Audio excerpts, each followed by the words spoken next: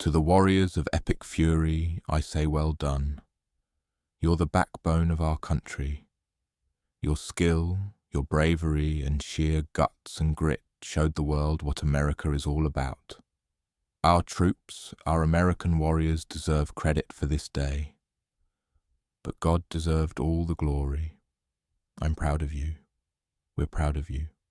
President, proud of you. Job, well done. God is good.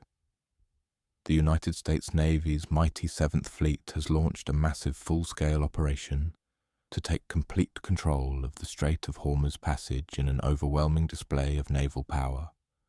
Dozens of warships, aircraft carriers, destroyers, cruisers, submarines, and support vessels have moved into the strategic waterway with one clear mission: to permanently secure the passage, eliminate all Iranian threats, and guarantee unrestricted safe transit for international oil tankers and commercial shipping.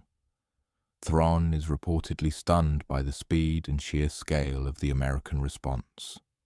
The operation was activated after weeks of escalating Iranian provocations, including attempts to board merchant vessels, deployment of new coastal missile batteries, and repeated harassment of international shipping. The 7th Fleet, America's premier forward-deployed naval force responsible for the Indo-Pacific and Middle East regions, received direct orders to restore order and establish lasting security in the Strait. This is not a limited patrol. This is a comprehensive, multi-layered naval campaign designed to dominate every dimension, air, surface, and subsurface of the narrow choke point. Admiral Jonathan Hayes, the commander of the 7th Fleet, stood on the flag bridge of the USS Ronald Reagan supercarrier as the sun dipped toward the horizon. Around the massive carrier, the fleet was already maneuvering into coordinated battle formations.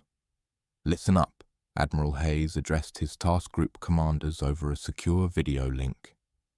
"We are here to secure this passage completely. No half measures.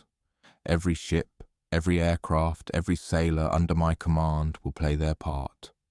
We will control these waters so thoroughly that Iran will have no choice but to back down. Freedom of navigation will be restored, starting tonight." The scale of the deployment was immense. At the center was the USS Ronald Reagan Carrier Strike Group, with its powerful air wing already launching waves of F/A-18 Super Hornets and E-2D Hawkeye early warning aircraft for round-the-clock combat air patrol. Flanking the carrier were 2 Arleigh Burke-class guided missile destroyers, USS Dakar and USS Gridley. Their advanced Aegis radar systems actively scanning for any missile or drone threats from the Iranian coast. Ticonderoga-class cruisers provided additional air defense layers, while littoral combat ships moved closer to the shallower coastal areas to monitor small boat activity and potential mine threats beneath the surface. Virginia-class attack submarines glided silently through the depths using their superior sonar and quiet propulsion to hunt for any Iranian submarines or underwater threats. High above P-8 Poseidon maritime patrol aircraft swept the area with their advanced sensors, feeding real-time intelligence to every ship in the fleet. Amphibious ships carrying marine expeditionary units stood ready in the rear, prepared to support any necessary landing or security operations if required. As darkness settled over the Gulf, the operation entered its most active phase. The destroyers began conducting deliberate freedom of navigation transits straight through the heart of the strait. Their powerful SPY-1 radars and electronic warfare suites actively jamming Iranian coastal surveillance systems. Fighter jets from the Reagan maintained constant combat air patrols ready to intercept any Iranian aircraft or drone that attempted to approach the American formation. MH-60R CR Hawk helicopters lifted off from multiple ships, flying low over the water to search for fast attack boats or suspicious vessels attempting to lay mines. One of the most critical and delicate parts of the mission involved clearing suspected mine zones. Specialized mine-sweeping helicopters equipped with advanced sonar and magnetic influence systems work methodically alongside surface minesweepers to identify and safely neutralize any underwater hazards. At the same time, armed patrol boats from the littoral combat ships conducted close and security sweeps to prevent Iranian small boat swarms from interfering with the main fleet. Admiral Hayes remained in the Combat Information Center surrounded by large tactical screens showing the real-time positions of every 7th Fleet asset. When Iranian fast attack boats were detected attempting to shadow the American destroyers, the Admiral gave a measured order. Within minutes, 2 FA-18 Super Cheap Hornets roared overhead at low altitude and fired bright warning flares directly across the path of the Iranian boats. The message was unmistakable. The 7th Fleet would tolerate zero interference. The Iranian vessels quickly turned away and retreated toward their bases. Throughout the long night, the fleet maintained relentless pressure and coordination. Destroyers used their 5-inch guns to neutralize several abandoned Iranian observation posts and radar stations on small islands near the passage. Helicopter teams inserted small security detachments onto strategic coastal points to establish temporary observation posts and monitoring stations.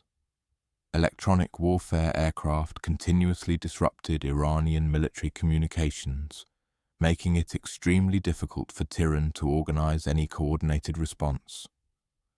By the time the first light of dawn broke across the horizon, the transformation of the strait was dramatic and undeniable. The once tense and dangerous waters were now firmly patrolled and controlled by the full combat power of the United States 7th Fleet. Major commercial shipping lanes were declared secure zones. This and the first international oil tankers that had been held at safe anchorages for days finally received clearance to proceed under direct American naval escort and protection. Admiral Hayes stepped out onto the bridge wing as golden sunlight spread over the calm sea. He looked across the horizon where dozens of American warships now dominated the view in perfect formation. Turning to his flag captain, he said with quiet satisfaction, "The passage is secure. The 7th Fleet has done exactly what it was sent here to do. Now we hold the line." The effects of this bold operation extended far beyond the waters of Hormuz. Global oil markets reacted with immediate relief as shipping companies confirmed safe and uninterrupted passage. Insurance premiums for tankers transiting the strait dropped sharply within hours. Countries heavily dependent on Middle Eastern oil expressed gratitude for America's decisive leadership in restoring stability to this vital energy artery. For the thousands of sailors, aviators, and Marines serving in the 7th Fleet, this operation represented the culmination of intense training and months of preparation.